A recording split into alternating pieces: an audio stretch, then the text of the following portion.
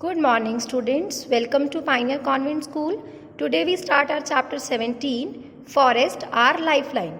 In this chapter, we will cover these topics.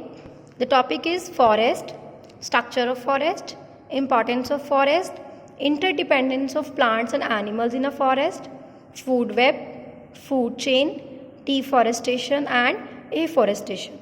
So our first topic is forest. Students, आपने forest को कभी visit किया होगा real life में, या फिर आपने मूवीज़ या सीरियल्स में फॉरेस्ट को देखा होगा. फॉरेस्ट क्या है? फॉरेस्ट एक ग्रीन प्लेस होता है जहाँ पे बहुत ज़्यादा ग्रीनरी होती है, बहुत ज़्यादा प्लांट्स होते हैं. और फॉरेस्ट में कौन लीव करता है?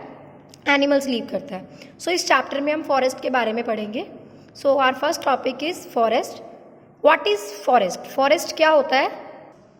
Forest is a large area of land covered thickly with the different kinds of trees, shrubs, herbs, grasses, creepers and climbers. Forest क्या है? फॉरेस्ट एक बहुत बड़ी लैंड है जिससे क्या है, लार्ज लैंड है जो कवर्ड है किससे? डिफरेंट काइंड्स ऑफ ट्रीज से, जहाँ पे क्या अलग अलग टाइप्स के ट्रीज हैं, श्रब्स हैं, हर्ब्स हैं, ग्रासेस हैं, क्रीपर्स और क्लाइंबर्स हैं. तो सबसे पहले हम क्या बात करते हैं कि ट्रीज क्या होते हैं. जो टॉल हाइट्स के होते हैं ना, उनको ट्रीज बोलते हैं. जो मीडियम हाइट के प्लांट्स होते हैं उन्हें हम बोलते हैं श्रब्स. देन जो आते हैं मीडियम हाइट से थोड़े और छोटे, बहुत ज़्यादा छोटे जो होते हैं उनको हम बोलते हैं हर्ब. जैसे मिंट का प्लांट हो गया, जो कोरिएंडर हो गया, ये छोटे छोटे प्लांट्स होते हैं जिनको हम क्या बोलते हैं? हर्ब्स. ग्रासेस, घासेस तो आपने देखी ही होंगी. क्रीपर और क्लाइंबर. क्रीपर और क्लाइंबर ऐसे प्लांट्स होते हैं जिनकी स्टेम्स क्या होती हैं? बहुत वीक होती हैं, जो कि खुद से बिना किसी सपोर्ट के हैं, जो कि स्टैंड नहीं हो पाते हैं. क्रीपर और क्लाइंबर में भी क्या डिफरेंस होता है? क्रीपर ऐसे प्लांट्स होते हैं जिनकी स्ट्रेंथ इतनी वीक होती है कि अगर हम उन्हें सपोर्ट भी प्रोवाइड करते हैं तब भी वो स्टैंड नहीं हो पाते हैं. फॉर एग्जांपल जैसे कि वाटरमेलन का जो हमारा प्लांट होता है वो एक क्रीपर है. क्यों? क्योंकि उसका फ्रूट इतना हैवी होता है, हम उसे कितना भी सपोर्ट प्रोवाइड करें बट वो स्टैंड नहीं हो पाता. क्लाइंबर ऐसे प्लांट्स होते हैं जो कि जिनकी स्टेम तो वीक होती है बट उन्हें अगर हम कोई सपोर्ट दें, किसी भी एक वुडन का सपोर्ट दे दें या वॉल का सपोर्ट दे दें, तो वो सीधी उसकी जो प्लांट है, जो बेल है, वो बिल्कुल सीधी स्ट्रेट जा सकती है. For example of money plant जैसे हमारे घर में होता है, that is the example of climber. अब हम बात करते हैं बच्चे कि जो फॉरेस्ट है, फॉरेस्ट क्या क्या प्रोवाइड करता है. फॉरेस्ट जो है, forest is a home to many animals and plant species. Forest के अंदर क्या है? बहुत सारे एनिमल्स और बहुत सारी प्लांट स्पीसीज रहती हैं. डिफरेंट टाइप्स के प्लांट्स हैं और डिफरेंट टाइप्स के एनिमल्स भी होते हैं. Forest cover approx 1/3 of the earth's land total land surface. जो फॉरेस्ट है वो अर्थ का टोटल लैंड सरफेस कितना कवर करता है? 1/3 of the earth's total land surface. Now will discuss about the structure of forest, कि फॉरेस्ट का structure कैसा होता है. जो फॉरेस्ट होता है वो 3 लेयर्स में डिवाइडेड होता है. Canopy layer, under story layer and forest floor. जैसे कि आप इस पिक्चर में देख सकते हैं, ये पूरा फॉरेस्ट है. फॉर एग्जाम्पल फॉरेस्ट में एक जो प्लांट लगा है, फॉरेस्ट में जो ऊपर वाला पार्ट होता है, सबसे जो ये ऊपर हेड हमारा जो टॉप लेयर है, इसको हम कहते हैं कैनोपी, जिसको हम ऊपर की तरफ देखते हैं करके. कैनोपी में क्या होता है? फॉरेस्ट की जो टॉप लेयर है, the forest top layer consist of the branches and leaves of tall trees forming a kind of roof और umbrella over the small trees and other plants in the forest. Forest की जो top layer होती है, जैसे आप ये जो top layer आपको दिखाई दे रही है, जो पेड़ का ऊपर वाला पार्ट है जिसमें इसकी ब्रांचेज हैं, लीव्स हैं, ये जो पार्ट है इसको हम क्या कहते हैं? कैनोपी. ठीक है. और ये जो कैनोपी पार्ट है, ये छोटे जो नीचे जो आप देख रहे हो, जो छोटे छोटे प्लांट्स हैं, इनके ऊपर एक अम्ब्रेला का काम कर रहा है. This is known as canopy. तो what is canopy? Canopy layer क्या होती है? The uppermost branches and leaves of tall trees which act like a roof or umbrella over the smaller trees in the forest is called canopy. उसे हम क्या कहते हैं? Canopy कहते हैं. छोटे प्लांट्स के ऊपर जो एक बड़ी सारी लेयर है ब्रांचेस की और लीव्स की, उसे हम क्या कहते हैं? कैनोपी लेयर कहते हैं. कैनोपी लेयर में क्या क्या होता है? It has tall evergreen trees with large and green leaves. Canopy layer में क्या होता है? सिर्फ बड़े बड़े लीव्स होते हैं, बड़े बड़े प्लांट्स होते हैं जिसके क्या है? बड़े बड़े ही ग्रीन ग्रीन लीव्स होते हैं. ठीक है. जो ये लेयर होती है वो बहुत ज़्यादा डेंस होती है. मतलब यहाँ आप देख सकते हैं ट्रीज की जो ऊपर वाली लेयर है, ये बहुत ज़्यादा डेंस है. डेंस का मतलब बहुत ज़्यादा गहरी. इसमें से क्या होता है? सनलाइट पेनिट्रेट करके नीचे नहीं आ सकती है. मतलब सनलाइट पेनिट्रेट का मतलब है सनलाइट क्रॉस नहीं कर सकती है इनके अंदर से. और इस पर लार्ज एनिमल्स रहते भी हैं. Large variety of birds, bats, monkey, insects जो है वो इस लेयर पे रहते हैं. आपने देखा होगा ना, मंकीज वगैरह है, बर्ड्स हैं, वो ट्रीज़ के अपर ब्रांचेस पे रहते भी हैं. द नेक्स्ट लेयर जो हमारी होती है अंडर स्टोरी. जो अपर ब्रांचेस के बाद जो नेक्स्ट लेयर आती है, मतलब ये जो ट्री का ट्रंक पार्ट होता है, ये वाला पार्ट आप देख सकते हो, इसको हम कहते हैं under story. This is the second layer of the structure. The layer of vegetation in a forest just below the canopy, canopy से जो बिल्कुल नीचे वाली लेयर है उसे हम क्या कहते हैं, अंडर स्टोरी लेयर कहते हैं। It has different horizontal layer, इसकी अलग अलग डिफरेंट हॉरिजॉन्टल लेयर्स होती हैं, ठीक है। टॉल ट्रीज के नीचे वाली लेयर है जिसमें स्मॉल ट्रीज ग्रो करते हैं, और ये जो स्मॉल ट्रीज हैं इसमें कौन कौन से ट्रीज हैं, लाइक ऑर्चिड है, पाम्स है, फर्न ट्रीज एट्सेट्रा। और कुछ एनिमल्स भी यहाँ रहते हैं जैसे कि इंसेक्ट्स हैं, बर्ड्स हैं, लीजर्ड्स हैं, लियोपार्ड्स वगैरह हैं, वो इस लेयर में होते हैं। The last layer is the forest floor. Forest floor मतलब ये जो धरती है जहाँ पे प्लांट ग्रो करता है, जो उसका रूट पार्ट होता है, मतलब रूट पार्ट से जो मैं बिल्कुल जहाँ से प्लांट स्टार्ट होता है ग्रो करना, वो क्या होता है, फॉरेस्ट फ्लोर। फॉरेस्ट फ्लोर जो सबसे नीचे वाला पार्ट है, तो यहाँ पे सनलाइट बहुत कम अमाउंट में आ पाती है, और जो प्लांट है यहाँ पे इस टाइप के प्लांट्स ग्रो होते हैं जो कि कम अमाउंट सनलाइट में ग्रो कर सकते हैं, मतलब अगर वहाँ पे सनलाइट ना भी आए तब भी वो ग्रो करते हैं। Only plants adapted to grow with very less light can survive in this damp warm and dark region of the forest. यहाँ पे क्या होता है, छोटे छोटे इस फॉरेस्ट फ्लोर जैसे आपको पता है प्लांट्स पे से जब कोई भी लीव्स हैं, फ्रूट्स हैं जो नीचे गिर जाते हैं वो फॉरेस्ट फ्लोर पे हमें मिलते हैं। और कुछ लार्ज वैरायटी ऑफ इंसेक्ट्स भी होते हैं जैसे आंट्स, मिलीपीड्स, बिटल्स वगैरह, जो मक्खियाँ वगैरह होती हैं वो सब यहीं पे होते हैं। कुछ बड़े एनिमल्स भी फॉरेस्ट फ्लोर पे रहते हैं, आपने देखा होगा ना, बड़े एनिमल जैसे टाइगर है, लॉयन है, बियर, डियर, ये सब फॉरेस्ट में रहते हैं और फॉरेस्ट फ्लोर पे मतलब फॉरेस्ट की जो धरती है वहाँ पे चलते हैं। तो स्टूडेंट्स हमारा यहाँ जो topic structure of forest complete हो जाता है। The next topic is importance of forest. Importance of forest से मतलब है बच्चे कि फॉरेस्ट का हमारी लाइफ में क्या इंपॉर्टेंस है, फॉरेस्ट हमारी लाइफ में ज़रूरी क्यों है। As we know forest provides many things, forest जो है हमें बहुत सारी थिंग्स प्रोवाइड करते हैं, ठीक है। फॉरेस्ट जो है वो हमारी लाइफ में बहुत ज़्यादा मेन इंपॉर्टेंट रोल प्ले करता है एनवायरनमेंट में भी और हमारी लाइफ में भी। So students here the forest give us, forest a source of would. Forest जो है वो हम एक सोर्स ऑफ वुड है। फॉरेस्ट से, जंगलों से, प्लांट से हमें क्या मिलती है, वुड मिलती है, और उस वुड का यूज़ हम कहाँ कहाँ करते हैं, डिफरेंट टाइप से करते हैं। देखो वुड का हम यूज़ करते हैं, हमारे घरों में फर्नीचर बनाने में भी यूज़ होता है, ठीक है। और वुड को हम जलाने में भी यूज़ करते हैं एज अ फ्यूल, जिससे हम अपना खाना वाना बनाते हैं घरों में, ठीक है। विलेजेस में आपने देखा है कि लोग कुकिंग जो है मतलब कि आग जला के वुड की हेल्प से उससे करते हैं। Would is also use for production of paper which is use for हमारी बुक्स बनाने के लिए, मैगजीन्स, न्यूज़पेपर बनाने के लिए भी किसका यूज़ हो रहा है, वुड का यूज़ हो रहा है। The next is a variety of products, a source of variety of products. जो फॉरेस्ट है उससे हमें बहुत ज़्यादा टाइप्स के डिफरेंट प्रोडक्ट्स मिलते हैं, लाइक मेडिसिन्स हैं, ठीक है। जैसे एक प्लांट है द बार्क ऑफ चिनकोना ट्री, चिनकोना एक ट्री है जिससे हम एक मेडिसिन बनाते हैं, कुनीन। कुनीन की जो टेबलेट होती है जब हमें मलेरिया होता है उसका ट्रीटमेंट कराने के लिए हम क्या लेते हैं, कुनीन लेते हैं। फॉरेस्ट से हमें क्या मिलता है, रबड़ मिलता है। रबड़ कहाँ से मिलता है, रबड़ ट्री से हमें रबड़ मिलता है, जो कि नॉर्मल है, ट्री है एक तरीके से, फॉरेस्ट में ही होता है वो भी। गम ट्री है, उससे हमें गम मिलता है। कुछ ट्रीज़ ऐसे हैं जिनसे हम मेडिसिन बनाते हैं, जैसे नीम का भी ट्री हो गया। कुछ ऐसे ट्रीज़ हैं जिनसे हम डाई या परफ्यूम्स वगैरह जो फ्रेगनेंस के लिए होते हैं उनका भी यूज़ करते हैं, जैसे सैंडलवुड, चंदन की लकड़ी आपने सुना होगा। The next is the forest maintain balance of gases. Forest में क्या होता है, maintain of balance of gases. As we know हमें पता है कि देखो प्लांट्स जो है वो कौन सी गैस प्रोड्यूस करते हैं, कार्बन डाइऑक्साइड का एनवायरनमेंट में से यूज़ कर लेते हैं, और कौन सी गैस प्रोड्यूस करते हैं, ऑक्सीजन को प्रोड्यूस करते हैं during the process of photosynthesis, खाने के टाइम पे। तो इससे क्या होता है, मेंटेनेंस बना रहता है, बैलेंस बना रहता है एनवायरनमेंट में, कि कार्बन डाइऑक्साइड वो प्लांट्स क्या यूज़ करते रहते हैं और इन रिटर्न वो क्या देते रहते हैं, ऑक्सीजन। तो जो हमारा एनवायरनमेंट एटमॉस्फेयर में जो गैस का परसेंटेज फिक्स है वो बैलेंस बना रहता है, मेंटेन रहता है। The next is maintain water cycle in nature. जो फॉरेस्ट है वो मेंटेन करता है वाटर साइकिल को इन नेचर के अंदर। Trees in the forest recycle large quantity of water regularly. जो ट्रीज होते हैं फॉरेस्ट में वो क्या करते हैं, वो लार्ज क्वांटिटी ऑफ वाटर को रिसाइकिल करते रहते हैं रेगुलर बेसिस पे। आपको पता है कि जो प्लांट्स हैं water gets evaporated into the atmosphere by the leaves of the plants. मतलब प्लांट्स की लीव से, एज वी नो ट्रांसपीरेशन होता है प्लांट्स में, loss of water through the leaf, उसको हम क्या कहते हैं, transpiration.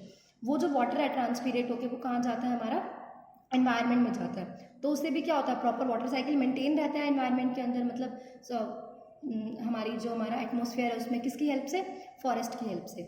Next is the prevent soil erosion. जो फॉरेस्ट है वो क्या प्रिवेंट करता है, सॉइल इरोजन को प्रिवेंट करता है। कैसे, देखो हमें पता है कि जो ट्रीज़ हैं, सबसे पहले हम जानते हैं सॉइल इरोजन होता क्या है। What is soil erosion, the removal of top fertile soil. मतलब जो हमारी सबसे ऊपर वाली लेयर होती है फर्टाइल सॉइल की, वो उस लेयर को क्या करते हैं, जब वो रिमूव हो जाए किसी भी तरीके से, विंड से, रेन से, रनिंग वाटर से, उसे हम कहते हैं सॉइल इरोजन। मतलब मिट्टी का नुकसान एक तरीके से।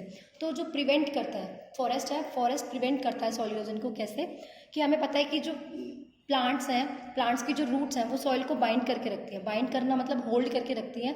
जैसे ही तेज हवा आए या फिर रेन आए, जिसके कारण क्या है, वो ब्लोन अप ना करे, उड़ के कहीं जाए ना। तो इस तरीके से जो फॉरेस्ट है वो हेल्प करते हैं सॉइल इरोजन में। Forest prevent food floods and replenish ground water.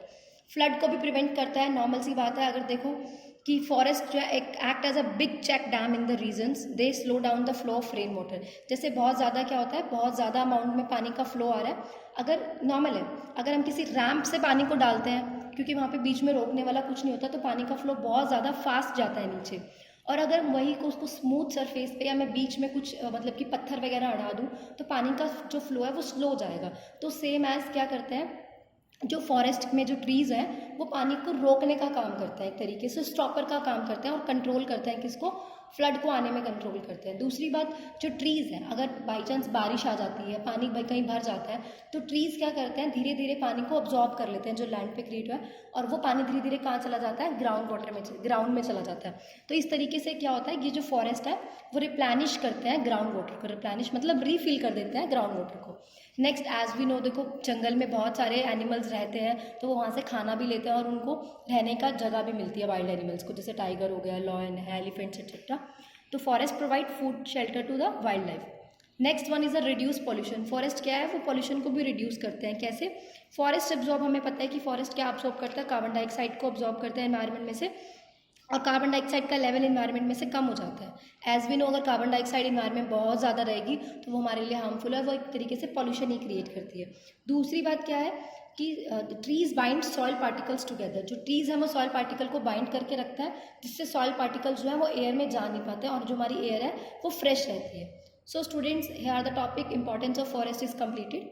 हमने क्या पढ़ा, जो फॉरेस्ट है वो क्या है, अ सोर्स ऑफ वुड, हमें वुड प्रोवाइड करता है, डिफरेंट टाइप्स के प्रोडक्ट्स देता है, मेंटेन करता है गैसेस के बैलेंस को एनवायरनमेंट में, वाटर साइकिल को मेंटेन करता है, सॉइल इरोजन को प्रिवेंट करते हैं, फ्लड को प्रिवेंट करता है forest, and replenish ground water को रिप्लेनिश करते हैं। जो फॉरेस्ट है वो डिफरेंट टाइप्स के एनिमल्स को फूड और क्या कहते हैं शेल्टर प्रोवाइड करते हैं, और क्या करता है, रिड्यूस पॉल्यूशन, और पॉल्यूशन को भी कम करते हैं। So the next topic is interdependence of plants and animal in a forest. कि जो एनिमल्स और प्लांट्स एंड फॉरेस्ट में रहते हैं वो एक दूसरे पे कैसे इंटरडिपेंड करते हैं। देखो स्टूडेंट्स, हम पहले बात करते हैं dependence of plants on animals, कि जो प्लांट्स हैं वो एनिमल पे कैसे डिपेंड करते हैं, मतलब एनिमल्स क्या क्या करते हैं प्लांट्स के लिए। एनिमल्स, हमें पता है कि जब हम ब्रीथ करते हैं, animals produce carbon dioxide during respiration. Animals क्या करते हैं, जब हम ब्रीथ करते हैं तो क्या प्रोड्यूस करते हैं, कार्बन डाइऑक्साइड को प्रोड्यूस करते हैं, जो कि कौन यूज़ कर लेता है, प्लांट्स यूज़ कर लेता है। किसकी प्रोसेस में, फोटोसिंथेसिस प्रोसेस में, खाना बनाने के लिए। तो यहाँ पे किसने हेल्प की, प्लांट्स ने किसकी हेल्प की, एनिमल्स की। एनिमल्स ने किसकी हेल्प की, प्लांट्स की हेल्प की। किस तरीके से, कार्बन डाइऑक्साइड उनको देके।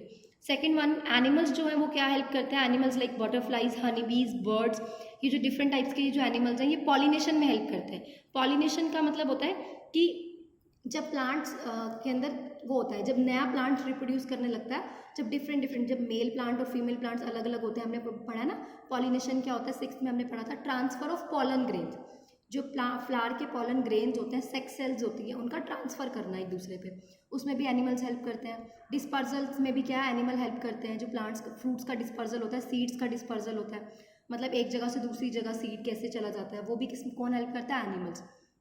दूसरा, animals excreta and their dead bodies जो कन्वर्ट इनटू द ह्यूमस, वो भी कौन कन्वर्ट करता है, ह्यूमस, जो कि प्लांट्स के लिए बहुत ज़्यादा इंपॉर्टेंट होती है, अच्छी सॉइल के लिए, प्लांट्स अच्छे से ग्रो कर पाए। तो वो भी कौन करता है, डिकम्पोजर। वो भी क्या, माइक्रो ऑर्गेनिजम्स ही हैं, जो कि मतलब कि एनिमल्स में ही काउंट होते हैं। The next is the dependence of animals on plants की। अब हम बात कर रहे हैं कि एनिमल्स जो है प्लांट्स पे कैसे डिपेंड करते हैं। हमने पढ़ा कि ऊपर प्लांट्स ने अपना खाना प्रोड्यूस किया, तो उस खाने को कौन यूज़ कर रहा है, हम लोग ही तो यूज़ करते हैं। एनिमल्स डायरेक्टली और indirectly depends on plants for food. Animals जो है वो डायरेक्टली और इनडायरेक्टली किस पे डिपेंड करते हैं, प्लांट्स पे डिपेंड करते हैं अपने खाने के लिए।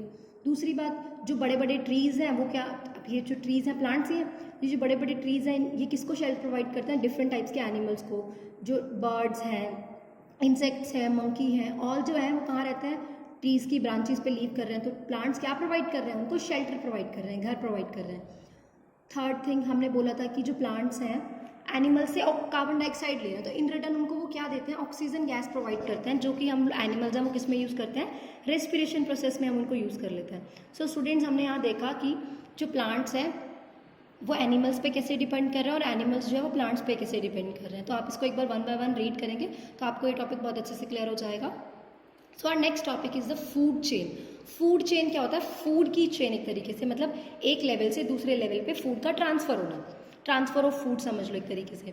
हमें पता है कि ऑल द एनिमल्स, जितने भी एनिमल्स हैं, चाहे वो हार्बीवोर्स हैं, कार्निवोर्स हैं या ऑमनीवोर्स भी हैं, वो डायरेक्टली और इनडायरेक्टली किस पे डिपेंड करते हैं? फूड के लिए प्लांट्स पे डिपेंड करते हैं। ऑर्गेनिज्म, अब हम बात करते हैं हार्बीवोर्स एंड कार्निवोर्स होते क्या हैं, कि जो कि प्लांट्स ईट करते हैं, the animals who eat plants या प्लांट प्रोडक्ट, उन्हें हम कहते हैं हार्बीवोर्स। ठीक है, जो कि क्या करते हैं, अदर एनिमल्स को ईट करते हैं, उन्हें हम कार्निवोर्स कहते हैं। तो यहाँ डिफरेंट टाइप्स के एनिमल्स हैं। तो यहाँ पे क्या होता है, फूड चेन में क्या होता है, इस चेन बनती आती है कि हार्बीवोर्स को कौन खा रहा है, प्रोड्यूसर्स को कौन खा रहा है, इस तरीके से एक चेन फॉर्म बन जाती है। सो फूड चेन किसको कहते हैं? A series of organism link together. एक सीरीज मतलब एक लाइन, एक series of animals link together, जो लिंक्ड होती है by the process of eating, खाने की प्रोसेस से एक दूसरे ऑर्गेनिजम्स का जुड़ना आपस में, और बीइंग ईटन, और उसके बाद वो दूसरा एनिमल किसी तीसरे एनिमल से खाया जाए, उसको हम क्या कहते हैं? फूड चेन कहते हैं। क्या कहते हैं?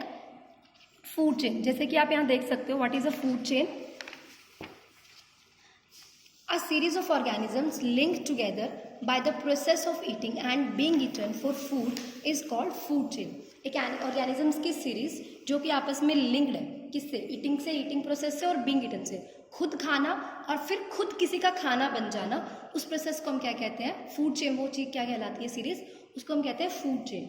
जैसे फॉर एग्जाम्पल यहाँ आप देख सकते हैं कॉर्न का एक प्लांट है, उसको किसने खा लिया? रैट ने। उसके बाद जो रैट है, अब रैट को किसने खा लिया? आउल ने। तो यहाँ क्या हो रहा है, ये रैट जो है वो ईट कर रहा था किसको? कॉर्न को, और वो खुद खाना किसका बन गया? आउल का बन गया। तो बीइंग ईटन हो गया वो इस आउल के लिए। तो ये एक तरीके की फूड चेन है। यहाँ आपको डिफरेंट टाइप्स की फूड चेन दिख रही है कि यहाँ 3 लोग कनेक्टेड हैं फूड चेन में, यहाँ 4 हैं, यहाँ 5 भी हैं। तो ये क्या होती है? डिफरेंट टाइप्स की फूड चेन जो होती है वो अलग अलग 6 एनिमल्स की भी हो सकती है, 7 की भी हो सकती है, इसी तरीके से। जैसे सेकेंड फूड चेन आप देख रहे हैं कि यहाँ क्या है, कैरेट को किसने खाया? रैबिट ने। रैबिट को किसने खाया? फॉक्स ने। फॉक्स मतलब लोमड़ी ने खाया। लोमड़ी को किसने खा लिया? लॉयन ने। तो धीरे धीरे इनमें क्या ट्रांसफर हो गया, खाना ट्रांसफर बनते गया एक दूसरे का, और क्या होता गया? एनर्जी भी ट्रांसफर होती गई। कैसे? कि flow of energy in food chain. And food chain जो होता है उसमें क्या होता है? एनर्जी का फ्लो होता है, मतलब एनर्जी ट्रांसफर होती रहती है। कैसे ट्रांसफर होती रहती है? हमें पता है कि जितने भी ऑर्गेनिज्म हैं get energy from the food, हम अपने खाने से एनर्जी मिलती है। एक फूड चेन जो simple representation, the flow of food chain, transfer of energy का एक सिंपल रिप्रेजेंटेशन है। जैसे आप समझ सकते हो कि एनर्जी कैसे ट्रांसफर हो रही है। ठीक है, एज वी नो हमारी अर्थ पे सोर्स ऑफ एनर्जी जो मेन है वो क्या है? सन। मतलब सन की वजह से हमें एनर्जी मिलती है। प्लांट्स जो है वो सन के थ्रू, सन से एनर्जी लेके क्या करते हैं? खाना बनाते हैं अपना। ठीक है, वो लाइट एनर्जी को किसमें चेंज कर देते हैं? केमिकल एनर्जी में। इसी तरीके से अब एनर्जी ट्रांसफर होती जा रही है। प्लांट्स ने कहाँ से एनर्जी ली? सन से ली। अब वो जो प्लांट्स हैं वो अपनी एनर्जी को वन बाय वन ट्रांसफर करते जाएंगे। कैसे ट्रांसफर कर रहे हैं? फॉर एग्जाम्पल आप इससे देख सकते हैं, इस लेवल से आप देखिए कि यहाँ क्या है? ग्रास को किसने ईट किया? ग्रास ओपर ने। कि जब व्हेन अ ग्रास ओपर ईट्स ग्रास, जब उसने ग्रास को खाया तो ग्रास की जो एनर्जी थी वो किसमें ट्रांसफर होगी? Grass gets transferred into the grasshopper. अब जो ग्रास है वो ग्रास ओपर के स्टमक में चली गई। अब जो ये एनर्जी है, ये जो प्लांट की जो एनर्जी है वो उसने किसको ट्रांसफर कर दिया? ग्रास ओपर ने। ऐसे ही जब फ्रॉग ने ग्रास ओपर को खाया तो एनर्जी का ट्रांसफर कहाँ से कहाँ हुआ? ग्रास ओपर से कहाँ ट्रांसफर हो गया? फ्रॉग में ट्रांसफर हो गया। ऐसे ही सेम एज पाइथन ने किसको खाया? फ्रॉग ने। पाइथन ने किसको खा लिया? फ्रॉग ने। तो एनर्जी ट्रांसफर हो गया। सेम एज ईगल ने किसको खा लिया? पाइथन ने। तो ये धीरे धीरे क्या हो गया? ट्रांसफर ऑफ एनर्जी ट्रांसफर हो गया धीरे धीरे, वन लेवल से सेकेंड लेवल पे। तो मतलब क्या है कि when any of these organisms die the energy passes into the decomposer। जब इनमें से कोई ऑर्गेनिज्म, हमें पता है कि जब जितने भी ऑर्गेनिजम्स हैं, प्लांट्स हैं, एनिमल्स हैं, जब भी डाई होता है तो अंडर द लैंड इनको डिकम्पोज कर देते हैं, मतलब वो बरी हो जाते हैं और फिर किसमें चेंज हो जाता है? ह्यूमस में चेंज कर देते हैं, माइक्रो ऑर्गेनिज्म। तो एनर्जी का लेवल ट्रांसफर होता रहता है। सो जो एनर्जी ऑलवेज ट्रांसफर, एनर्जी कहाँ से ट्रांसफर होती है? एनर्जी के ट्रांसफर होने का भी एक तरीका है, लेवल्स हैं। जैसे प्लांट्स, ग्रास हैं, वो क्या है? प्रोड्यूसर्स हैं। तो एनर्जी कैसे ट्रांसफर होती है? प्रोड्यूसर से प्राइमरी लेवल में। मतलब प्राइमरी लेवल, प्राइमरी कंज्यूमर्स कौन होते हैं? हार्बीवोर्स। प्राइमरी कंज्यूमर से सेकेंडरी कंज्यूमर से, सेकेंड से टर्चरी में, टर्चरी से कहाँ चला जाता है? वो जो हमारे कार्निवोर्स हैं, जो बड़े एनिमल्स हैं, टॉप कार्निवोर्स होते हैं, उनके अंदर चला जाता है एनर्जी का लेवल धीरे धीरे ट्रांसफर होकर। सो इससे हमें क्या पता चलता है? जो हमारी एवरी फ्रूट चेन है, एवरी फ्रूट जो every food chain always start from the producer. जो फूड चेन है वो किससे स्टार्ट होती है? हमेशा प्रोड्यूसर से स्टार्ट होती है। प्रोड्यूसर्स कौन होते हैं? जो कि खाना प्रोड्यूस करते हैं। एक तरीके से प्लांट्स जो है वो क्या है? प्रोड्यूसर्स होते हैं, जो कि खाना अपना खाना खुद बनाते हैं। The next topic is the food web. Food web क्या होता है कि जब डिफरेंट टाइप्स की फूड चेन आपस में कनेक्ट हो जाए उसको हम क्या कहते हैं? Food web. Several food chains of a regions are interconnected to form a food web. मतलब बहुत सारी फूड चेन्स कनेक्ट होकर क्या बना देती हैं? फूड वेब बना देती हैं। अब food web is a complex feeding system. Food web जो होता है कॉम्प्लेक्स मतलब बहुत ज़्यादा उलझा हुआ क्या होता है? फीडिंग सिस्टम होता है, जिसमें आपस में कुछ भी लिंक्ड हो सकता है। और फूड वेब की एक खासियत है कि if any one number is affected, अगर फूड वेब का एक लेवल अफेक्टेड हो गया तो the food web gets disturb. पूरी फूड वेब डिस्टर्ब हो जाएगी। मतलब एक भी लेवल अगर हम फूड वेब का डिस्टर्ब कर दें या हटा दें तो दूसरा लेवल है वो अपने आप से इफेक्ट हो जाएगा और हो सकता है उसका पॉपुलेशन अपने आप डिक्रीज हो जाए। जैसे आप इस पिक्चर में देख सकते हैं, यहाँ आपको दिखाया गया फूड चेन और फूड वेब। फूड वेब से आप देख सकते हैं कि यहाँ डिफरेंट टाइप्स की फूड चेन्स हैं कि जो ग्रास है, ट्रीज हैं, ग्रास होपर भी है और कैरेट का भी प्लांट मैंने आपको शो किया। तो जो प्लांट्स हैं इनको किसने ईट कर लिया? ग्रास होपर ने। ग्रास होपर को कौन कौन खा सकता है? फ्रॉग ने भी खाया, रैट्स का भी फूड है ग्रास होपर। फ्लाइज को भी प्लांट्स पे से जो फ्रूट्स हैं फ्लाइज लेती हैं। देन जो फ्लाइज हैं वो कौन कौन खा सकता है? बर्ड्स भी फ्लाई को खाती हैं, फ्रॉग भी फ्लाई को खाता है। तो ये क्या है? आपस में इंटरकनेक्टेड चीज़ें हैं। आगे फ्रॉग को स्नेक ने खा लिया, स्नेक को ईगल ने। यहाँ देखो सबसे बड़ा जो टॉप पे है वो ईगल। अब देखो ईगल कहाँ से डिफरेंट टाइप्स की फूड चेन से खाना ले रहा है। जैसे कि ये फूड चेन है कैरेट, कैरेट से किसने लिया? रैबिट ने, रैबिट को किसने खा लिया? ईगल ने। ये एक फूड चेन। नेक्स्ट ट्री जो हमारा ग्रास था उसको किसने खाया? रैट ने, रैट से फॉक्स, फॉक्स को भी ईगल ने। ये हमारी सेकंड फूड चेन थी। Third food chain grass hopper, grass hopper को किसने ईट किया? फ्रॉग, फ्रॉग को स्नेक, स्नेक से ईगल। तो ये थर्ड फूड चेन। तो इस तरीके से क्या हो गया? ये फूड चेन्स आपस में इंटरकनेक्टेड हो गई हैं। तो ये इंटरकनेक्शन जो होता है ना फूड चेन्स का, उसे हम क्या कहते हैं? फूड वेब्स कहते हैं। और फूड वेब में अगर एक भी लेवल मतलब एक भी लेवल अगर मिस हो जाता है तो क्या हो जाएगा? पूरी जो हमारी फूड चेन, फूड वेब है वो पूरी डिस्टर्ब हो सकती है। फॉर एग्जाम्पल देखो, नॉर्मल है, फ्लाइज ही नहीं होगी, हमने एक स्टेप हटा दिया, फ्लाइज नहीं है, तो जो बर्ड है, बर्ड का खाना फ्लाइज है ना, फ्रॉग का खाना भी फ्लाइज है। बाई चांस हम फ्लाइज और ग्रास होपर दोनों को यहाँ से रिमूव कर दें तो जो फ्रॉग है वो खाएगा ही क्या? फ्रॉग की जो स्पीसीज है वो तो इफेक्ट हो गई, उसे तो खाना ही नहीं मिला खाने के लिए, तो उसको क्या होगा? नॉर्मल है, उसकी डेथ होगी ही होगी। अब नॉर्मल है, जब फ्रॉग ही नहीं बचेंगे तो किसको इफेक्ट करेंगे? वो स्नेक को। स्नेक को भी खाना नहीं मिल रहा क्योंकि वो ऐसे ही खा रहे हैं इंसेक्ट्स वगैरह। तो धीरे धीरे क्या होता है? एक लेवल, अगर हमने एक भी लेवल को डिस्टर्ब किया, एक भी लेवल अफेक्टेड हुआ तो दूसरा लेवल जो है वो अपने आप अफेक्ट होता जाता है। इसको हम क्या कहते हैं? फूड वेब कहते हैं। हमारा जो यहाँ टॉपिक है food chain, flow of energy in food chain and food web जो हमारा कंप्लीट हो जाता है। The next topic is the deforestation. Deforestation क्या होता है बच्चे? Cutting of forest. हमें पता है कि हम जब पेड़ों को काटते हैं उसको क्या कहते हैं? डिफॉरेस्टेशन। तो clearing of forest by cutting trees to fulfill our needs of wood land. हम अपनी नीड्स के, हमें वुड चाहिए या ट्रीज से कुछ और चाहिए, कुछ भी पेपर बनाना है, क्लोथ्स बनाने हैं, फाइबर के लिए चाहिए या इंडस्ट्रीज़ में चाहिए या फिर हमें अपनी कोई इंडस्ट्री बनानी है या घर बनाना है, लैंड चाहिए, तो हम क्या करते हैं? फॉरेस्ट को कट ही तो करते हैं ना, प्लांट्स को, तो उसको क्या कहते हैं? डिफॉरेस्टेशन। अब डिफॉरेस्टेशन जो है वो होता क्यों है? रीजंस क्या है डिफॉरेस्टेशन की? हम प्लांट्स को काटते हैं क्यों है? सबसे पहला मेन जो वो है इंक्रीजिंग इन पॉपुलेशन। देखो नॉर्मल है, जैसे जैसे पॉपुलेशन इंक्रीज हो जाएगी वैसे वैसे लोगों को रहने के लिए ज़्यादा घर चाहिए। अब ज़्यादा घर चाहिए तो उन्हें लैंड ज़्यादा चाहिए, बेयर लैंड, खाली लैंड जहाँ पे वो अपना घर बना सकें। तो क्या होगा? वो प्लांट्स को कट करेंगे, ट्रीज़ को कट करके वहाँ अपना घर बनाएंगे। अब जैसे जैसे पॉपुलेशन इंक्रीज होगी तो वैसे वैसे उनकी डिमांड्स भी इंक्रीज होगी, चाहे वुड को लेके है, चाहे फैक्ट्रीज से रिलेटेड है, अर्निंग सोर्स हैं जो भी, तो वहाँ पे भी क्या करेंगे लोग? प्लांट्स को कट करके अपनी नई जो फैक्ट्रीज हैं उनको स्टैब्लिश करेंगे, वहाँ बनाएंगे। तो इसके लिए हम इंक्रीजिंग इन पॉपुलेशन, जैसे जैसे पॉपुलेशन इंक्रीज होती है हम क्या करते हैं? अपने एरियाज़ को इंक्रीज करने के लिए प्लांट्स को कॉन्टिन्यूस कट करते हैं। वुड फॉर इंडस्ट्रीज़ में आपको बता चुकी है, हमें इंडस्ट्रीज़ के लिए वुड चाहिए, तब भी हम ट्रीज़ को कट कर रहे हैं। हमें डैम्स बनाने हैं, कंस्ट्रक्शन ऑफ डैम्स, मतलब जब नदियों पे बांध जो बनते हैं उसके लिए भी हम क्या करते हैं? रिवर्स हैं वो जंगलों के आसपास ही होती हैं, जहाँ हम क्या करते हैं? ट्रीज़ को कट करके वहाँ पे डैम्स बना देते हैं। क्यों? कलेक्शन ऑफ वाटर चाहिए हमें पानी को कलेक्ट करने के लिए। नेक्स्ट जो रीज़न है वो है फॉरेस्ट फायर। फॉरेस्ट फायर क्या होता है?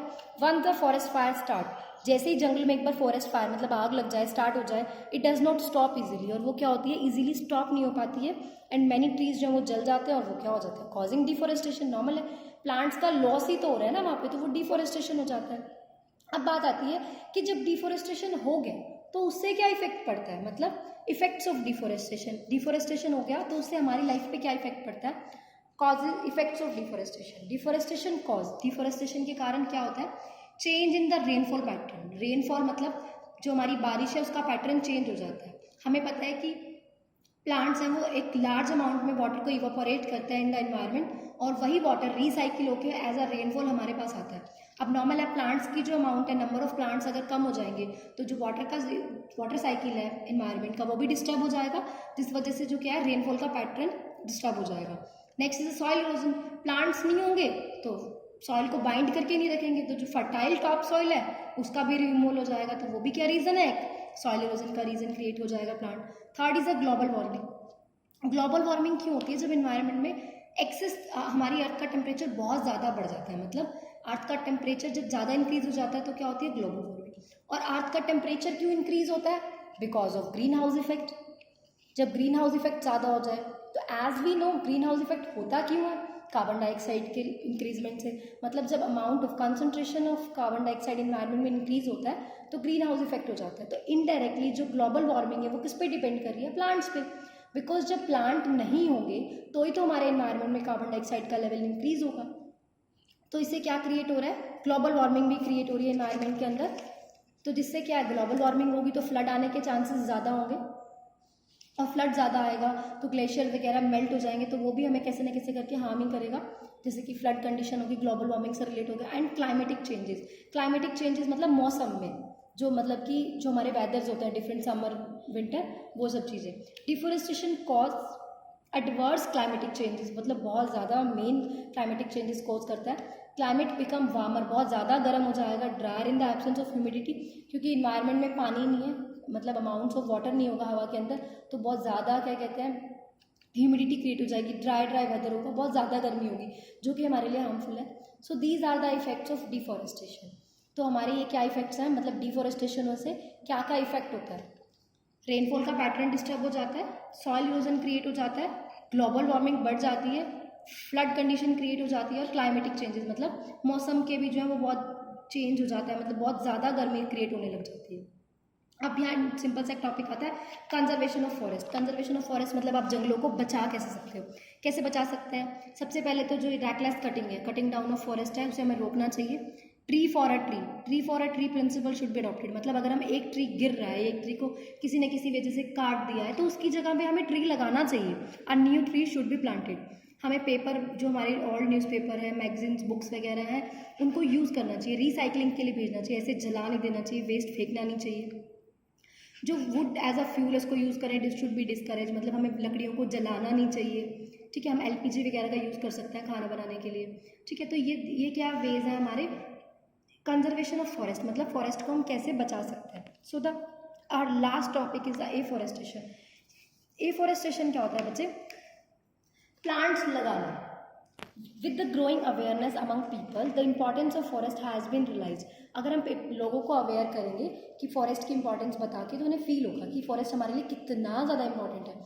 So what is a afforestation. Afforestation क्या होता है, planting more and more trees, मतलब ज़्यादा से ज़्यादा पेड़ लगाओ to save the environment, environment को सेव करने के लिए, from the adverse effect of deforestation. जो हमने इफेक्ट्स देखे हैं, बुरे इफेक्ट्स देखे हैं डिफॉरेस्टेशन के, उनसे बचाने के लिए उसे हम क्या कहते हैं, एफॉरेस्टेशन। एफॉरेस्टेशन कहते हैं उसे। ठीक है, अब बात है कि ये हमारी मॉरल ड्यूटी बनती है नो स्टूडेंट्स कि हम लोग फॉरेस्ट को कंजर्व करेंगे, बिकॉज फॉरेस्ट से हमें ही सारे बेनिफिट्स मिल रहे हैं। एंड प्रोटेक्ट करें हमारे एनवायरमेंट्स को for the benefits of our future generation, हमारी जो फ्यूचर जनरेशन है उसको आने वाली, उसके लिए। इन इंडिया में एज वी नो कि जो हम वन महोत्सव बनाया जाता है, वन महोत्सव मतलब जब बहुत ज़्यादा पेड़ उगाए जाते हैं, एक डे सेलिब्रेट होता है। कब होता है, फर्स्ट वीक ऑफ जुलाई में हम एक डे सेलिब्रेट करते हैं, वन महोत्सव, जो कि हम ट्रीज़ के लिए जो होता है, किसी दिन हमें बहुत सारे ट्रीज़ लगाने चाहिए। In this program various government and non government organisation participate and plant sapling को ना लार्ज स्केल, प्लांट्स जो है बहुत लार्ज स्केल पे लगाए जाते हैं और डिस्ट्रीब्यूट भी किए जाते हैं। So students, our chapter forest and our life line is completed here. I hope आप सबको समझ आया होगा। फिर भी अगर किसी बच्चे को कोई प्रॉब्लम आए इस चैप्टर में, तो आप मुझे इवनिंग में 5 to 6 PM कॉल करके अपनी जो डाउट्स हैं वो ले सकते हैं। Thank you, have a nice day.